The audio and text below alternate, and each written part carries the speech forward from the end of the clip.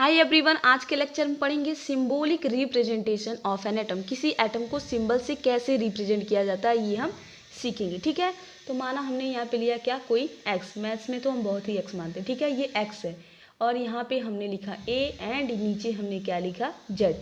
Top में ए लिखा है, बिलो में जेड लिखा है। इसको आप ऐसे रिमेंबर कर सकते हैं जैसे ए से जेड तक ABCD हम पढ़ते हैं A to Z, वैसे ही इसको सबसे पहले आप ए लिखेंगे एंड नीचे लास्ट में क्या लिख देंगे, जेड लिख देंगे। तो ये जो यहाँ पे हमने एक्स लिया है, तो एक्स हमारा क्या होगा, कोई एटम होगा। ठीक है, एक्स यहाँ पे क्या होगा, एटम का सिंबल होगा। ये जो यहाँ पे ए लिखा है, ए का मतलब क्या होगा, मास नंबर। मास नंबर या फिर उसको हम क्या बोलते हैं, एटॉमिक मास बोलते हैं, एटॉमिक मास। एंड जो नीचे यहाँ पे जेड लिखा है, जेड किसके इक्वल होता है, इसको हम बोलते हैं atomic number.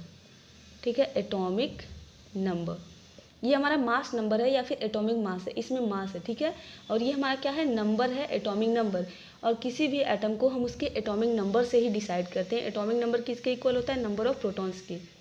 Electron, proton and atomic number सब हमारा क्या होता है, इक्वल होता है। इसीलिए जो हमारा एटम होता है वो क्या होता है, न्यूट्रल होता है। जितना इलेक्ट्रॉन होगा उतना ही प्रोटॉन होगा, जितना प्रोटॉन होगा उसी से हम डिसाइड करते हैं उसका एटॉमिक नंबर। मान लीजिए कोई हमारा एटम है जिसमें प्रोटॉन कितना है, 6 है, तो 6 प्रोटॉन होगा तो उसका एटॉमिक नंबर भी कितना होगा, 6 हो जाएगा। एंड 6 से हमारा कौन सा एटम होता है, कार्बन होता है। तो कार्बन को हम कैसे रिप्रेजेंट करते हैं, 6 एंड इसका मास नंबर होता है 12।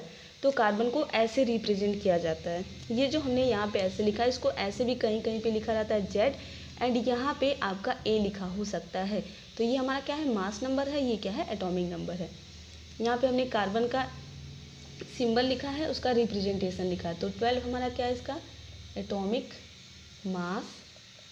ठीक है, या फिर क्या बोलेंगे इसको, मास नंबर। एंड 6 हमारा क्या है, 6 हमारा हो गया atomic number. And C for क्या हो जाएगा, हमारा कार्बन एटम हो जाएगा, दैट्स इट, कार्बन एटम। तो ऐसे हम इसको रिप्रेजेंट करेंगे।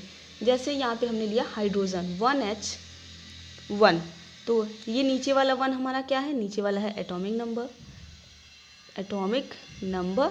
एंड ऊपर वाला 1 हमारा क्या है, इसका मास नंबर या फिर जिसको हम बोलेंगे एटॉमिक मास। एक दो और हम आपको बताते हैं, जैसे हमने ले लिया यहाँ पे क्लोरीन।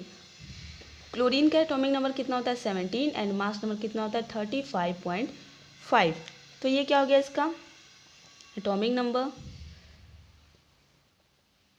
एंड ये हमारा क्या हो गया, मास नंबर। एक और एग्जांपल हम आपको बताते हैं लास्ट।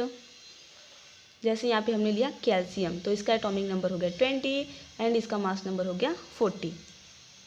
ये क्या है, एटॉमिक नंबर है, एंड ये हमारा क्या है, मास नंबर है। तो किसी भी एटम को सिंबल से हम इसी तरीके से रिप्रेजेंट करते हैं। बीच में हम लिखेंगे एटम्स का सिंबल, देन हम लिखेंगे उसका नीचे बिलो में लिखेंगे उसका एटॉमिक नंबर, एंड ऊपर टॉप में हम लिखेंगे इसका मास नंबर। और इसको किससे रिप्रेजेंट करते हैं ये भी आपको ध्यान रखना है।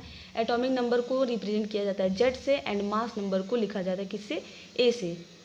एटॉमिक मास या फिर मास नंबर ए से, एंड जो एटॉमिक नंबर है वो क्या होगा, हमारा जेड से रिप्रेजेंट होगा। ये दोनों आपको ध्यान में रखना है।